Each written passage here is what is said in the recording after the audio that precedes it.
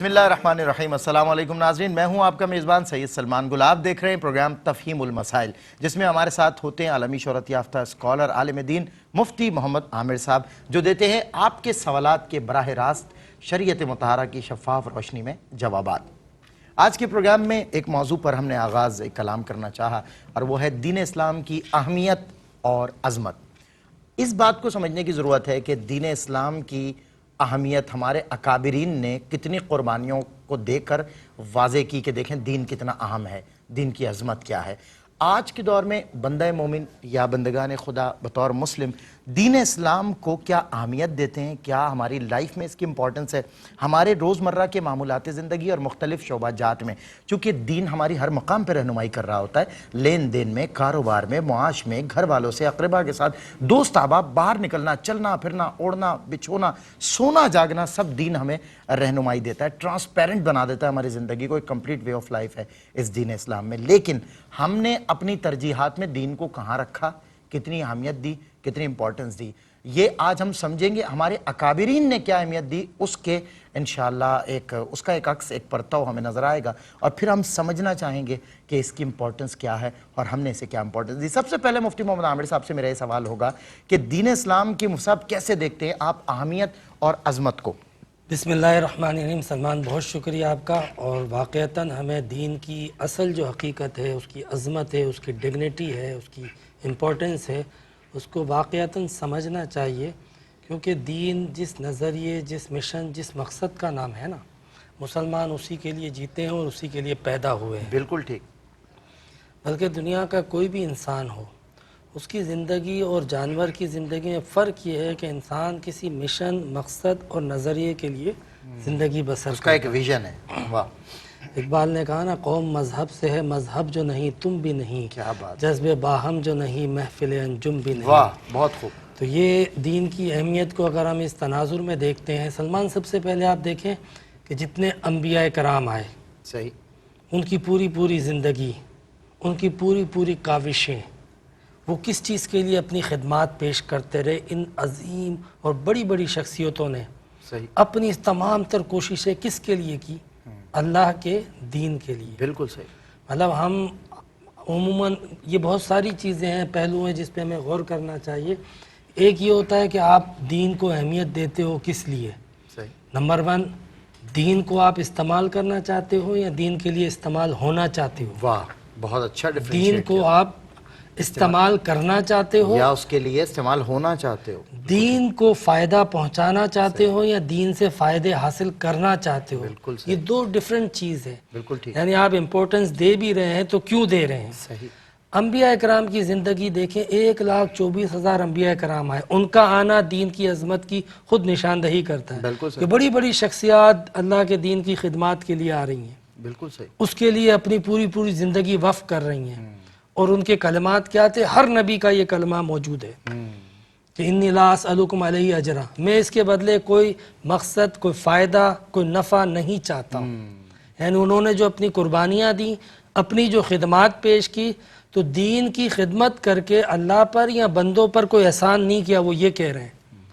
हम इसका कोई बदला नहीं चाहते हैं, लोगों से ये कहा है। हम कोई डिग्निटी खुद नहीं लेते हैं, कोई इसका इससे फ़वाइद नहीं लेते हैं। बिल्कुल सही, बिल्कुल सही। तो इन लोगों ने जिस अंदाज से अपनी खिदमत पेश की, वो सबके सामने है। हज़रत नूह अलैहिस्सलाम ने कितने अरसे तक तबलीग की? 950 साल। अल्लाहु अकबर। मतलब 950 साल एक दावत को, एक मैसेज को कंटिन्यूसली देते रहे, मुस्तकिल देते रहे, और इस हाल में देते रहे कि उन्हें पता है कि लोगों का रिस्पॉन्स क्या आएगा, सही, लोगों के जवाब क्या आएंगे। अच्छी तरह जानते थे। वो जानते थे कितनी तनकीद होगी, कितनी तहकीर होगी, कितनी तजलील होगी, और किस तरीके की गुस्ताखियाँ होंगी, किस तरीके से वो जो है वो मुज़ाहमत करेंगे, और कितनी मुझे खुद को तकलीफ होगी। सलमान, एक दिन दो दिन तो दूर की बात है, साल 2 साल तो दूर की बात है, 950 साल। यकीनन उनके दिल में कोई अजमत थी इस दीन की वो इसकी अहमियत को समझते थे। चाहे लोग गाली दें, चाहे लोग पत्थर बरसाएं, चाहे लोग दीवाना कहें, लेकिन दीन की वो अजमियत को जानते थे। 950 साल इस्तिकामत से करते रहे तबलीग। उसमें कोई मतलब किसी हाल में भी मायूसी या चलो यार ये वाकई अहम तो है लेकिन लोग मानते ही नहीं है, छोड़ो, छोड़ो नहीं, کسی حال میں بھی کسی حال میں تکلیف ہو رہی ہے، مستقل جو ہے وہ مصائب کا سامنا کرنا پڑ رہا ہے، آپ حضرت ابراہیم کو دیکھ لیں۔ اللہ اکبر، اللہ اکبر، کیسی کیسی آزمائشیں ہیں اور کیسا کہا جا رہا ہے کہ جاؤ نمرود کے دربار میں جا کے اس کی خدائی کا انکار کر کے میری خدائی کا اعلان کرو۔ واہ واہ، تو اب کیا حضرت ابراہیم کو نہیں پتا کہ وہ بادشاہ کیا اس کے نتائج آئیں صحیح گے؟ بات ہے، آگ میں ڈالے گا، آگ میں ڈالا کڑھائی جائے میں گا ڈال یا دے گا، سولی پہ چڑھایا صحیح جائے بات، گا، بالکل صحیح۔ لیکن وہ کیوں گئے؟ ان کے دلوں میں جو دین کی عظمت تھی کہ وہ دین کی عظمت کو اتنا بلند سمجھتے تھے کہ دین کے لیے خود کو قربان کر سکتے تھے، دین کے لیے خود کو استعمال کرتے تھے، دین کو استعمال نہیں کیا کرتے ان تھے کو اپنے پتا تھا فائدے کے لیے۔ ہم دین کے لیے ہی پیدا کیے گئے ہیں، واہ واہ، ان کو یہ اپنا ویژن پتا تھا، اپنا پرسپیکٹیو۔ اچھا ایک کالر ہے، انہیں شامل کر لوں۔ جی السلام علیکم۔ السلام علیکم۔ وعلیکم السلام۔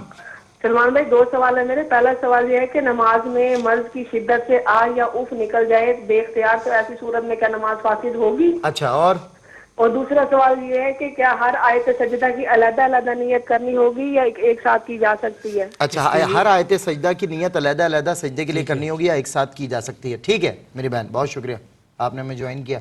جی مفتی صاحب، ماشاءاللہ دین کی اہمیت سمجھتے تھے انبیاء کرام، اس کی امپورٹنس کو، اس کی عظمت کو سمجھتے تھے، تبھی خود کو اور اپنے سر کو، اپنی جان کو ہتھیلی پر رکھ کے چلتے تھے، مگر دین پہ آنچ نہیں آنے دیتے۔ نہیں آنے دیتے تھے، نہیں اللہ آنے دیتے تھے۔ اللہ اکبر۔ دین کی جو امپورٹنس ان کی زندگی میں تھی، اپنی پوری زندگی، اپنی جان اور اپنا آرام، ہر چیز قربان کی انہوں نے۔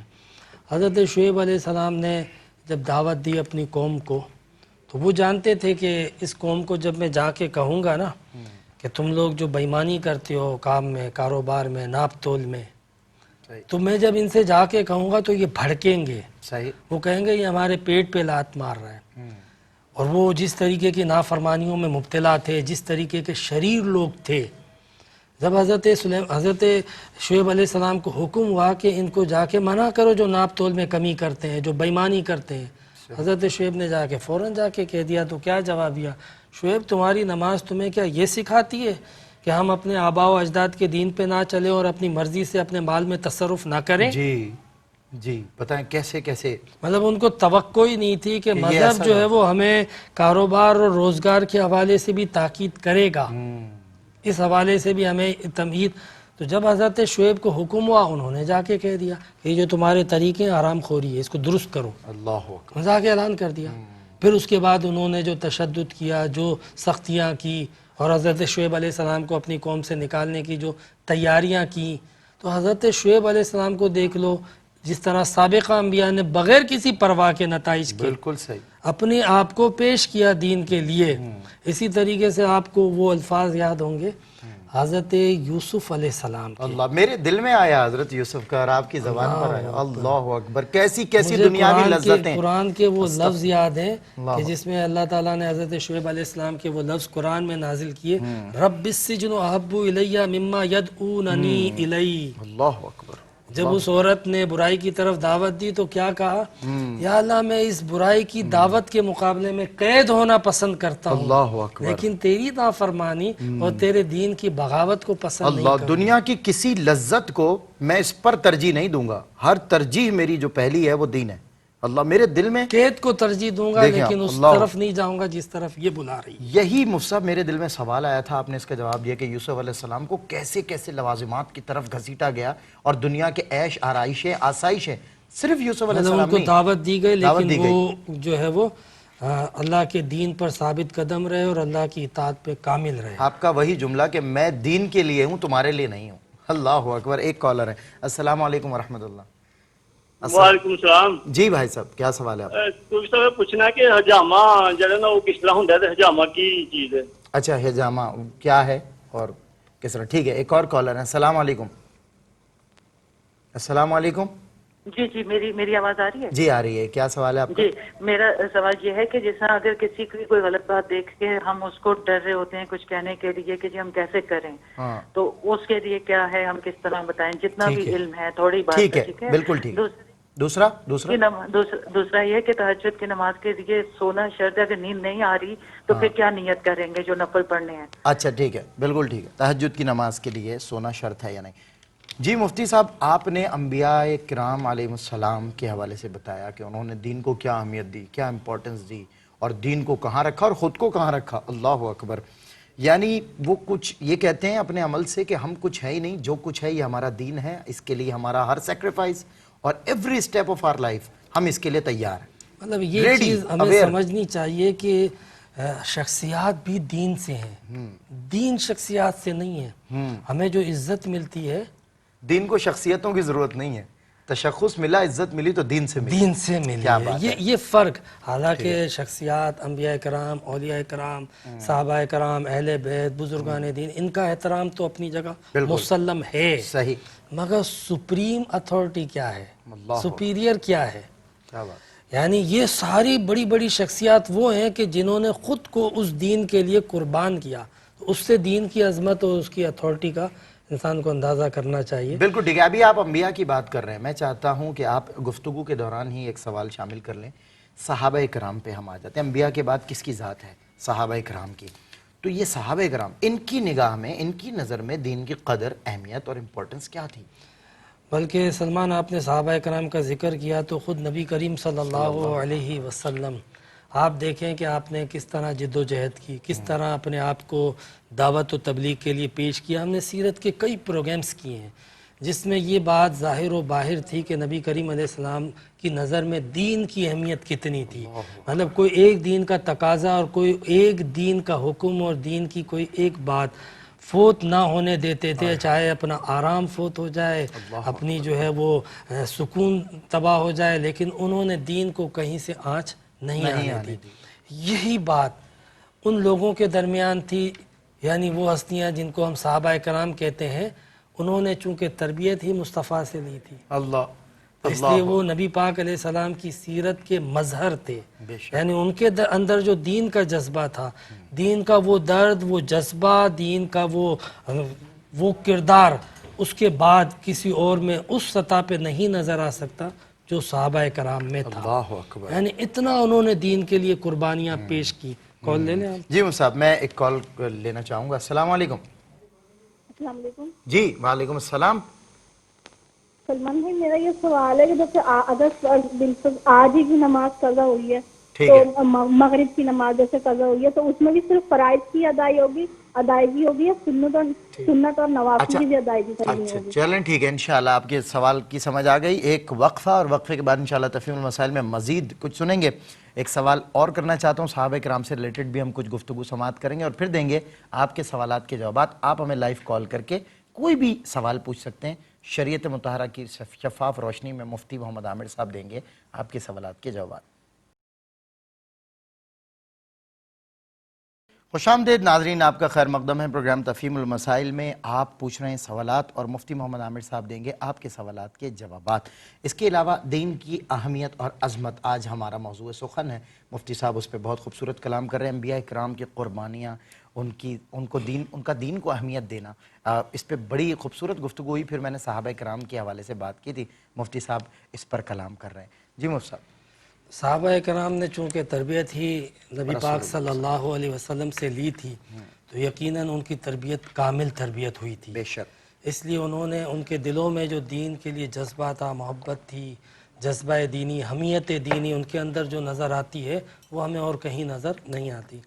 مجھے حضرت عمر فاروق کے وہ الفاظ یاد آتے ہیں کہ حضرت عمر فاروق نے جب فلسطین بیت المقدس کی فتح ہوئی تھی تو بیت المقدس کی فتح کے موقع پر وہاں کے بڑے بڑے عیسائی پادریوں نے اور وہاں کے بڑے بڑے افواج کے جرنیلوں نے کہا کہ ہم آپ کے سربراہ کے حوالے یہ اس کی بیت المقدس کی چابیاں حوالے کرنا چاہتے ہیں. تو عبیدہ بن جراح جو ہے وہ اس وقت وہاں پر سپہ سالار تھے. انہوں نے فوراً امیر المومنین کو خط بھیجا اور امیر المومنین وہاں پر آئے، تشریف لائے. تو جب حضرت عمر فاروق کو آتے ہوئے حضرت عبیدہ بن جراح نے دیکھا نا تو دیکھا کہ یہ وہی عرب کے سادہ لباس میں موجود ہیں اور پھر سفر کی وجہ سے دھول اور پیوند بھی لگے ہوئے ہیں. اللہ اکبر. تو عبیدہ بن جراح جلدی سے آگے گئے اور جا کے عرض کی کہ امیر المومنین، بڑے بڑے جرنیل، پادری اور دنیا کے بڑے بڑے طاقتور لوگ آپ کے استقبال کے لیے کھڑے ہیں. آپ تھوڑا سا اپنا لباس تبدیل کر لیں، میں آپ کے لیے ایک شاندار لباس پیش کرتا ہوں. حضرت عمر فاروق مسکرائے, عبیدہ بن جراح کے یہاں سینے پہ ہاتھ لگایا اللہ اور فرمایا کہ عبیدہ ہمیں جو یہ عزت ملتی ہے نا, یہ ہمارے لباس سے نہیں, ہمارے دین سے ملتی ہے, ہمارے دین سے ملتی ہے, کردار سے ملتی ہے. کردار سے ملتی ہے. واہ مصعب, بہت خوب. اور پھر اسی لباس میں آپ جو ہے وہ وہاں پر پروٹوکول کو ڈینائی کیا آپ نے وہیں پر اسی وقت. اللہ اکبر. پھر آپ دیکھیں کہ اگر کالر نہ ہو تو میں عرض کروں. جی ایک کالر کو میں شامل کر لوں. السلام علیکم. وعلیکم السلام. جی کیا سوال ہے آپ کا؟ جی میں مسز عبدالرحیم شاہ بات کر رہی ہوں نوشہرہ سے. جی سوال آپ کا. میرا سوال یہ ہے کہ جب تلاوت کی جاتی ہے نا فرض کے دوران, یعنی سورۃ اخلاص ہم نے پڑھی اور اس کے بعد ہم سورۃ فیل نہیں پڑھ سکتے نا ترتیب کے ساتھ, صحیح. یہ بتائیں. مطلب سورہ اخلاص آپ نے پڑھی تو اس کے بعد, اچھا ٹھیک ہے, اگلی سورت. ٹھیک ہے, ٹھیک ہے, بالکل ٹھیک ہے, انشاءاللہ شامل کریں گے. جی مفتی صاحب, یہ تو اللہ اکبر کردار صحابہ کرام تھا. سلمان جنگ موتا کے موقع پہ 3000 صحابہ کرام گئے تھے. مقابلے میں روم کے بارڈر پر جو تبوک سے پہلے ہوئی تھی 2 لاکھ افواج تھی اللہ اکبر. رومیوں کی. کتنی؟ 2 لاکھ. تو اس میں بڑے بڑے نام موجود تھے. حضرت خالد بن ولید بھی تھے جنہوں نے مسلمانوں کو بچا کے نکالا. جی. تو صحابہ کرام میں مشورہ ہوا کہ ہمارے ایک ایلچی کو, ایک میسنجر کو قتل کر دیا گیا تھا, ہم اس کے لیے آئے تھے لیکن مقابلے میں 2 لاکھ کی فوج ہے, صحیح. تو ہم کیوں نہ واپس چلے جائیں, ان سے کہاں ٹکرائیں گے. صحیح. تو ایک صحابی رسول نے کہا کہ دیکھو بے شک مقابلے میں 2 لاکھ ہیں, ہم 3000 ہیں, لیکن ہماری جو کامیابیاں اور فتوحات ہیں وہ افراد سے نہیں ہے, اس دین سے ہیں. واہ سبحان. جس جذبے سے ہم آتے ہیں اس جذبے سے ہے, اور جس خلوص سے ہم آتے ہیں اس خلوص کی وجہ سے اللہ تعالی ہمیں کامیابیاں عطا کرتا ہے. لہٰذا انہوں نے اس دین کی عظمت کو سامنے رکھتے ہوئے کبھی ان چیزوں کی بھی پرواہ نہ کی کہ ہم قربان ہو جائیں یا ہماری جو ہے وہ جانیں سلب ہو جائیں. انہوں نے دین کے لیے اپنے آپ کو 3000 کے لشکر نے 2 لاکھ کے سامنے پیش کیا. اللہ, ہم بچیں نہ بچیں, دین بچنا چاہیے. اور بہرحال انہوں نے دین کی عزت کو قائم و دائم رکھ کے ایک بہت بڑا جنگ موتا کے اندر 3000 افراد نے 2 لاکھ رومیوں کو پیچھے دھکیلا. کیا بات ہے, وہ جرت کا مظاہرہ کیا. واہ. تو یہ چیزیں ہمیں دیکھنی چاہیے کہ صحابہ کرام کے اندر جو دین کی اہمیت تھی, وہ اس دین کی عظمت کو جس طرح جانتے تھے. آپ کو پتہ ہی ہے کہ ابتدا اسلام میں جو قربانیاں دی کسی سے ٹھکی چھپی نہیں ہے. مطلب سڑکوں پہ گھسیٹا جاتا تھا تپتی ریت کے اوپر اور چمکتے سورج کے نیچے عرب کے صحرا میں, اور ان کے سروں پہ لوہے گرم کر کے داغے جاتے تھے, ان کے اوپر پتھر رکھے جاتے تھے. لیکن وہی احد کے نعرے تھے. مطلب چاہے جو قربان ہو جائے. اصحاب صفا کون تھے؟ اصحاب صفا وہ لوگ تھے کہ جنہوں نے دین کے لیے سب کچھ چھوڑ کے دہلیز مصطفیٰ کو ہمیشہ کے لیے اپنا لیا تھا کہ جب ہم اس دین کو اپنائیں تو سب کو ٹھکرا دیں. تو وہ دہلیز مصطفیٰ پہ جمع ہو گئے تھے. آپ دیکھیں کہ ایک صحابی رسول, ان کی والدہ ماجدہ, انہوں نے وہ اسلام قبول کرنے پہ احتجاج کیا. انہوں نے کہا کہ بیٹا تم اپنے باپ دادا کے دین کو اختیار کرو ورنہ میں کھانا چھوڑ دوں گی.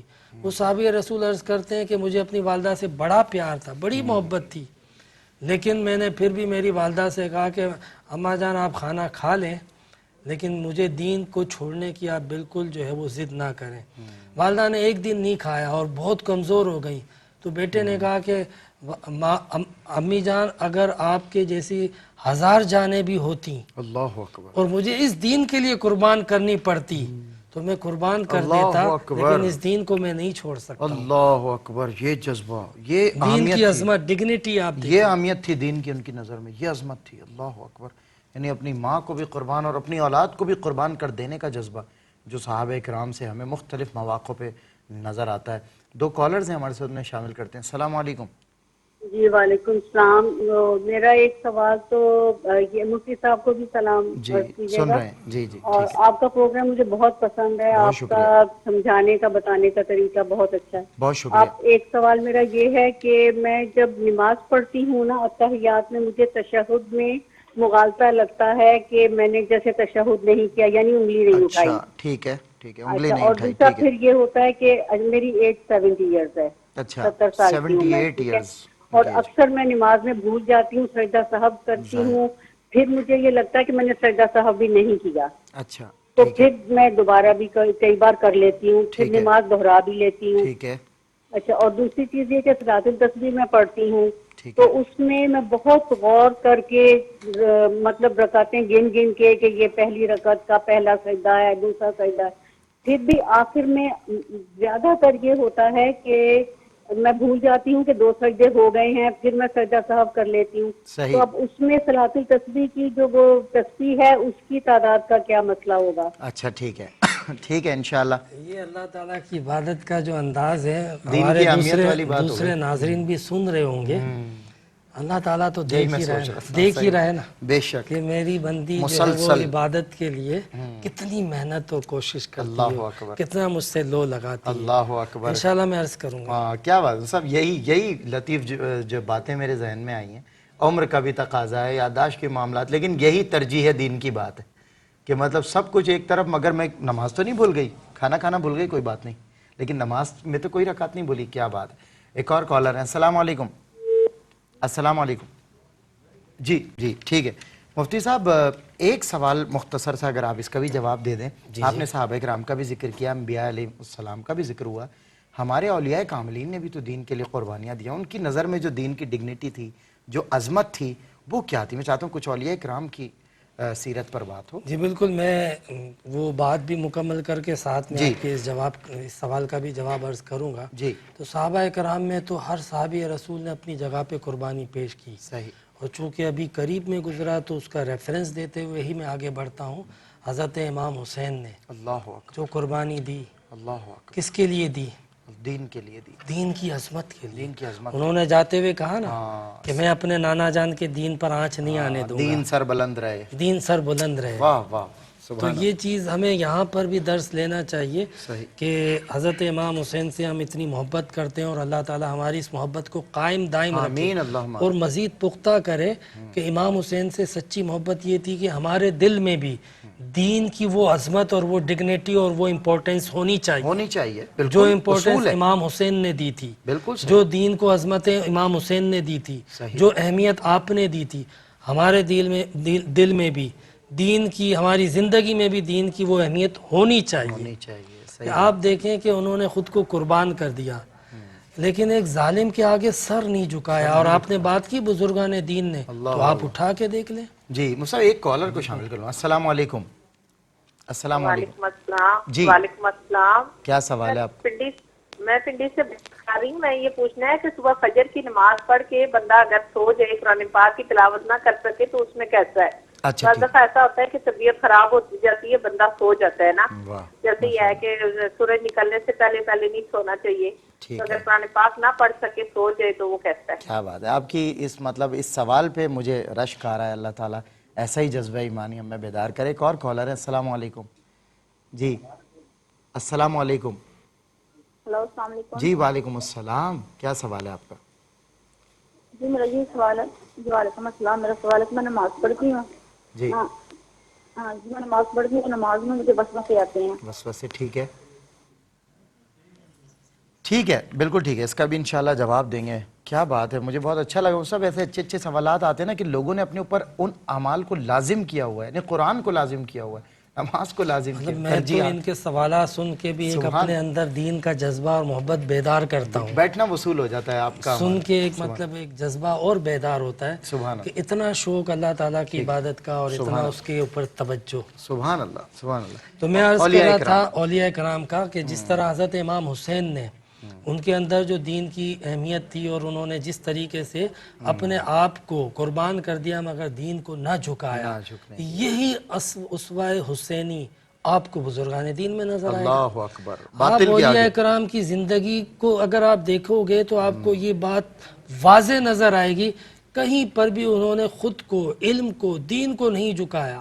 بڑے بڑے بادشاہ آئے، شاہان وقت آئے، انہوں نے کوشش کی ان بزرگوں سے، ان اولیاء سے، ان ائمہ سے مراسم بڑھا کے اپنے ظالمانہ امور پہ مہر ثبت جو ہے وہ ضبط کی جائے، لیکن انہوں نے کبھی ایسا نہیں ہونے دیا. آپ دیکھ لیں امام اعظم ابو حنیفہ کو، آپ دیکھ لیں حضرت حسن بصری کو. مطلب حجاج بن یوسف کتنا ظالم تھا، اس کے ایک معمولی سے انکار پہ کتنے علماء کی گردنیں کٹی.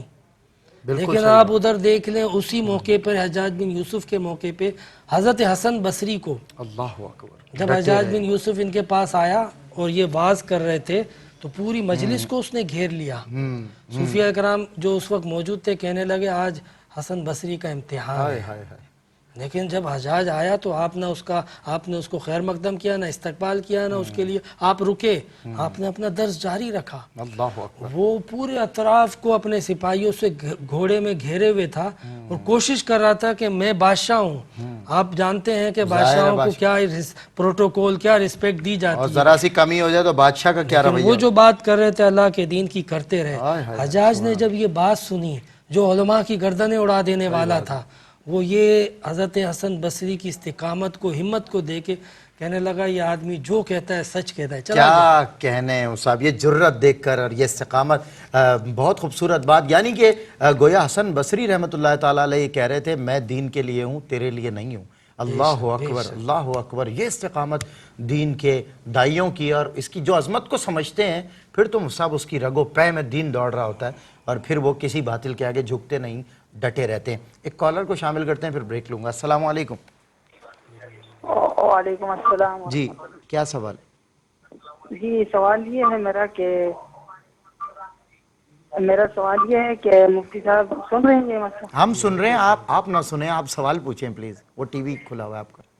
جی تو میں نے کہا نماز میں اتحیات کے بعد جب بندہ درود شریف پڑھتا ہے تو اس میں غلط ہو جاتا ہے، پھر اس کے بعد کیا کرنا چاہیے؟ اچھا ٹھیک ہے. بریک لیتا ہوں. بریک کے بعد انشاءاللہ آپ کے سوالات کے جوابات دیں گے. موضوع پر انشاءاللہ مختصر سی کوئی بات صاحب کریں تو کریں، ورنہ آپ کے سوالات اور ان کے جوابات اس بریک کے بعد. ویلکم بیک ناظرین، آپ کا خیر مقدم ہے ایک بار پھر تفہیم المسائل میں. مفتی محمد عامر صاحب ہمارے ساتھ ہیں. دین کی عظمت اور اہمیت آج میں نے اس موضوع پر بات کرنا چاہیے. خوب سیر حاصل کلام ہوا ماشاءاللہ، کیا خوبصورت گفتگو چل رہی تھی بریک سے پہلے. کچھ آپ کے سوالات بھی ہیں، ان کے جوابات بھی دیں گے. ایک آدھ دو کالرز کو اور بھی انشاءاللہ شامل کر لیں گے آخری سیگمنٹ میں. مفتی صاحب آپ جو ارشاد فرما رہے تھے آج دین کی عظمت اور اہمیت پہ، آج کل ماشاءاللہ اتنا خوبصورت آپ نے اسلاف اور اکابرین کا ایک نمونہ اسوہ کا ہمارے سامنے پیش کیا. تو اب کس بات کو، یہ سمجھا تو آپ نے دیا ہے، لیکن پھر بھی کوئی اگر پیغام ہو آج کے لوگوں کے لیے کہ کس امر کو سمجھنے کی ضرورت ہے جو ہماری زندگی میں انقلاب لائے گی اور دین کو اوپر کر دے گی اور ہم دین کے پرتو نظر آئیں گے، پرتوے مزاج. اصل یہی چیز ہے کہ ہم اپنے آپ کو دیکھیں کہ اللہ تعالیٰ دنیا کی سب سے بڑی طاقت ہے. بے شک. ہماری پہچان اسلام سے ہے. صحیح. اگر ہم نے اپنے دین کو عزت دی، دین کو اہمیت دی، ہم نے بہت ساری چیزیں ایسی ہیں جن کو آج دنیا میں ترجیح دی ہوئی ہے. صحیح بات ہے. مطلب ترجیح بنیادوں پر ان کو ہم رسپیکٹ بھی دیتے ہیں، ان کو ایکسیپٹ بھی کرتے ہیں. لیکن جب اللہ کے دین کی بات آتی ہے تو ہمارے لیے ایک عام سی بات ہوتی ہے یا شاید حقیر بات ہوتی ہے. یہ پریکٹیکلی ہم نے اپنی سوسائٹی میں دیکھے ہیں کہ آج ہم نے دین کو عزت دینا چھوڑ دی. مطلب قرآن ہے، شعار دین ہے، نمازیں ہیں، اللہ کا حکم ہے، اللہ کے فیصلے ہیں، ہمیں ان کو عزت دینی پڑے گی. صحیح بات. اگر آپ ان کو عزت دو گے تو آپ کو پھر پتہ چلے گا مسلمان کیا ہے اور مسلمان کے ساتھ اللہ کی طاقت کیسے شامل حال ہوتی ہے.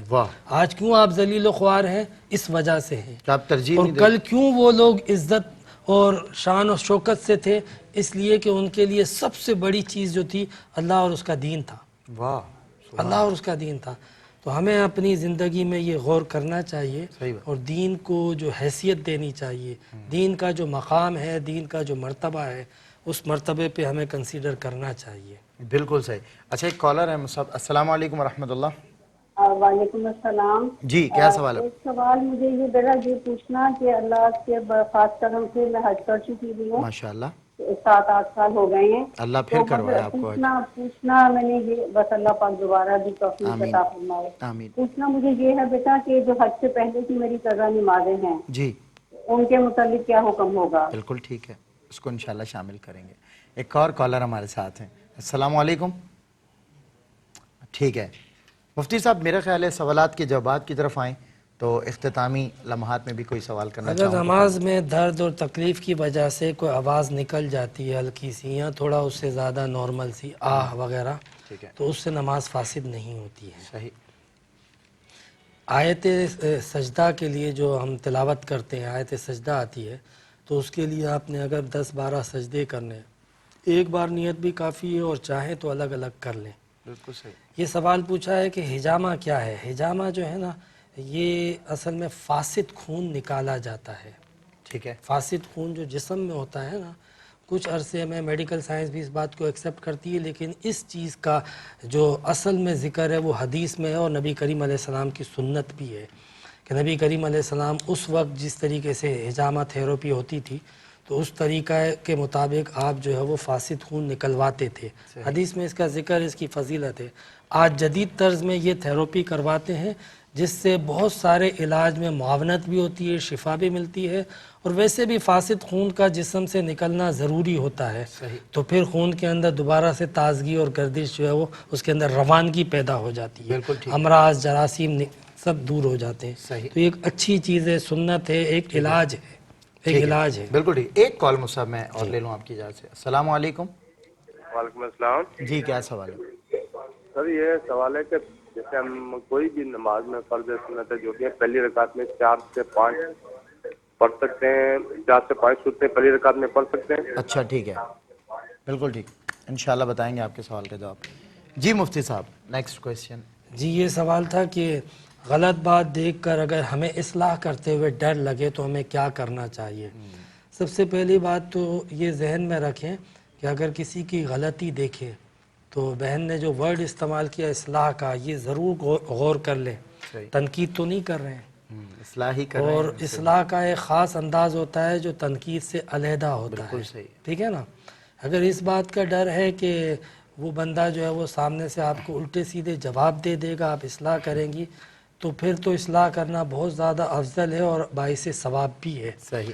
لیکن اس بات کا ڈر ہے کہ میں اگر اصلاح کروں گی تو یہ جھگڑا کرے گا، مارے گا، فتنہ ہوگا، تو فساد. پھر اس کو دل میں کم سے کم برا جاننا جو ہے وہ ضروری ہوتا ہے. ٹھیک ہے مصعب. یہ ہم سے سوال پوچھا کہ تہجد میں سونا، جبکہ تہجد پڑھنی ہو جبکہ نیند نہ آئے تو کیا کریں. پھر ہم جو نماز پڑھتی ہیں تو کیا نیت کریں. تو پھر صلاۃ اللیل کی نیت کر لیا جائے. صلاۃ اللیل، رات کی نماز. صحیح. تو انشاءاللہ اللہ تبارک و تعالیٰ اسے قبول بھی فرمائے گا، اس کا ثواب بھی عطا فرمائے گا، اور امید ہے کہ تہجد والا بھی ثواب عطا فرما دے. بالکل ٹھیک ہے. مغرب کی نماز قضا ہو گئی ہے تو صرف فرض نمازیں ہی قضا کرنی ہوں گی یا سنتیں بھی مغرب کی بعد کے قضا کرنے ہوں گے؟ قضا فرض اور واجب کی ہوتی ہے، سنت اور نفل کی قضا نہیں ہوتی. ٹھیک ہے. ٹھیک ہے نا. سورہ اخلاص وغیرہ ہم نے نمازوں میں اگر پڑھی ہے بالفرض اور اس کے بعد مزید کوئی صورت پڑھنی تھی لیکن ترتیب فوت کر دی ہے، جی پیچھے سے تو جان بوجھ کے ایک تو ترتیب فوت نہیں کرنی چاہیے. صحیح ہے.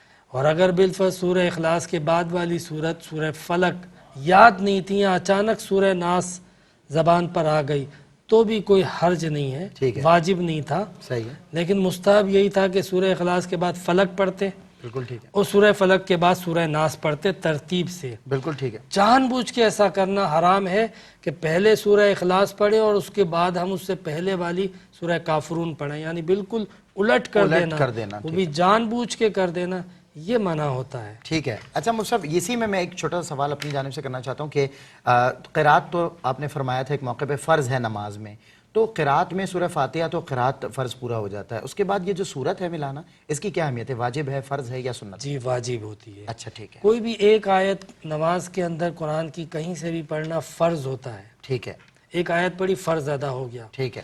لیکن سورہ فاتحہ بھی پڑھنا واجب ہے، اور سورہ فاتحہ کے بعد سورت ملانا 3 آیتیں کم سے کم یا چھوٹی صورت ملانا واجب ہے. ٹھیک ہے مصعب. اچھا آگے مصعب اگلا سوال. ایک سوال ہم سے یہ پوچھا بہن نے کہ عمر کی زیادتی کے باعث تشہد میں کبھی انگلی اٹھانا بھول جاتی ہوں، اور کبھی کبھی نماز میں جو ہے باقی ارکان میں بھی اندیشہ ہوتا ہے کہ میں بھول جاتی ہوں، تو میرے لیے کیا حکم ہے؟ لیکن تشہد میں انگلی اٹھانے کا تو یہ تھا کہ یہ بعض لوگوں نے مستحب اور سنت بعض لوگوں نے قرار دیا ہے. صحیح. تو لہٰذا اگر تشہد میں انگلی نہ بھی اٹھائی تو نماز تو ہو جائے گی، نہ فرض ساقط ہوگا، نہ فرض جو ہے وہ ترک ہوگا، اور نہ ہی جو ہے وہ واجب ترک ہوگا، نماز ہو جائے گی. ٹھیک ہے. کسی سجدہ سہو کی بھی ضرورت نہیں ہے. بالکل ٹھیک ہے. اس کے علاوہ اگر رکعتوں میں تشہد میں بھول چوک کا اندیشہ ہوتا ہے تو عمر کی زیادتی کی وجہ سے اگر بالفرض یہ اندیشہ ہوتا ہے صحیح. اور بہن نے کہا کہ پھر میں سجدہ سہو کر لیتی ہوں, ماشاءاللہ امید ہے دہراتی بھی انشاءاللہ اللہ تعالیٰ قبول فرمائے گا. جذبہ. پھر یہ فرماتی ہیں کہ بعض اوقات سجدہ سہو بھی کر کے میں بھول جاتی ہوں کہ میں نے سجدہ سہو کیا کہ نہیں. ایسا بھولنا کبھی کبھی ہو تو دوبارہ سے سجدہ سہو کر لیں. اب اگر آپ نے سجدہ سہو کیا تھا اور ایک اور کر لیا تو بھی کوئی فرق نہیں پڑتا, نماز ہو جائے گی. بالکل احتیاطاً آپ نے ایک سجدہ سہو دوبارہ کر دیا, نماز ہو جائے گی. لیکن آپ سے کبھی کبھار نہیں بلکہ عادتاً یہ وسوسہ آتا ہے, تو وسوسے کی طرف توجہ نہیں دینی چاہیے. اس میں غالب گمان کو ہمیشہ جو ہے وہ توجہ دینی چاہیے. خیال آیا کہ میں نے نہیں کیا, لیکن بہرحال آپ اپنی نماز طریقے سے پڑھ رہی تھی اور جو ارکان تھے ادا کر رہی تھی, اور غالب گمان یہ تھا کہ کر لیا ہے, تو پھر غالب گمان کو ہمیشہ ترجیح دی جائے گی. ایسا ہی سوال ہماری بہن نے وسوسے سے متعلق جو کیا تھا نا, میری بہن کا سوال کا جواب بھی جو آگے ایک اور آیا تھا اس کے اندر شامل ہے کہ وسوسے کے اوپر جو ہے وہ چونکہ وہ خیال ہوتا ہے توجہ نہیں دینی چاہیے, اور نماز میں خیال آ جائے تو توجہ ہٹا کے دوبارہ سے اللہ تبارک و تعالیٰ کی بارگاہ میں حاضری کا تصور کرنا چاہیے. نماز میں بھولنے کا وسوسہ آ جائے تو غالب گمان کی طرف توجہ دینی چاہیے. یہ ہم سے سوال پوچھا ہے کہ فجر کے بعد سو جاتی ہوں, تلاوت نہیں کرتی ہوں. تو بہرحال یہ آپ اگر تلاوت کرتی ہیں تو بہت اچھا عمل ہے, اور ہمیں بھی دعا میں یاد رکھیں. اور اگر رہ جاتی ہے تلاوت آپ کی اور کسی اور وقت کر لیتی ہیں, اور یہ بہت اچھی بات ہے, فرض واجب نہیں تھا. ٹھیک ہے. یہ بھائی نے سوال کیا کہ بہن نے سوال کیا درود شریف پڑھنے میں بھول چک ہو جائے, تلفظ کی غلطی ہو جائے, الفاظ آگے پیچھے ہو جائیں, تو چاہے درود شریف ہو, تشہد ہو یا کوئی آیت سورت ہو, اس میں غلطی ہو جائے اور پھر سے آپ نے ریپیٹ کر کے تصحیح کر لی تو پھر کوئی بات نہیں, کسی سجدے سہو کی ضرورت نہیں ہوتی ہے. حج سے پہلے جو بہن کی نماز قضا تھی نا, تو حج کی وجہ سے وہ معاف نہیں ہوں گی. بالکل صحیح. امید ہے کہ گناہ معاف ہو جائے گا, لیکن آپ کے اوپر جو قرضہ ہے وہ تو اتارنا ہے. تو آپ نے قضاء عمری اس سے پہلے کی کاؤنٹ کر کے اتارنی. اور جو بھائی نے آخری سوال پوچھا تھا کہ کیا ہم ایک رکعت میں 2 یا 3 یا 4 یا 5 صورتیں ایک ساتھ پڑھ سکتے ہیں؟ بالکل پڑھ سکتے ہیں, کوئی حرج نہیں ہوتا, انشاءاللہ آپ پڑھ سکتے ہیں. بالکل ٹھیک ہے. بہت شکریہ مصعب, بہت اچھے موضوع پر بہت خوبصورت آپ کلام کرتے ہیں. مجھے کالرز بھی فون کرتے ہیں اور کہتے ہیں جو انداز ان کا ہوتا ہے وہ بہت زیادہ دل میں اترتا چلا جاتا ہے. ظاہر ہے بات وہی ہو لیکن انداز بیاں ذرا اور ہو تو پھر اس کو سننے اور سمجھنے, بعض اوقات سماعتیں بھی ذرا جدا ہوتی ہیں اور وہ عمومی گفتگو کو سن کر نہیں بلکہ ذرا اس کو مختلف انداز سے بیان کیا جائے تو وہ ان میں اتر جاتی ہے. ناظرین کرام, آج میں نے مفتی محمد عامر صاحب سے دین کی عظمت اور ڈگنیٹی سے متعلق جو گفتگو جانی سمجھی تو میری سمجھ میں بات آئی کہ اس وقت وہ دور انبیاء تو نہیں ہے کہ آپ کو اپنی قربانیاں اور اپنے سر پیش کرنے دین کے لیے. ایسی بھی کوئی فضا نہیں ہے کہ آپ کو دین اسلام کے لیے اپنے بچوں کو قربان کرنا پڑے, اپنے ماں باپ کو قربان کرنا پڑے, جو کہ ہم نے سنا کہ ہمارے اکابرین نے پیش کیا. تو وہ جذبہ, اللہ اکبر, وہ تو کیا جذبہ تھا.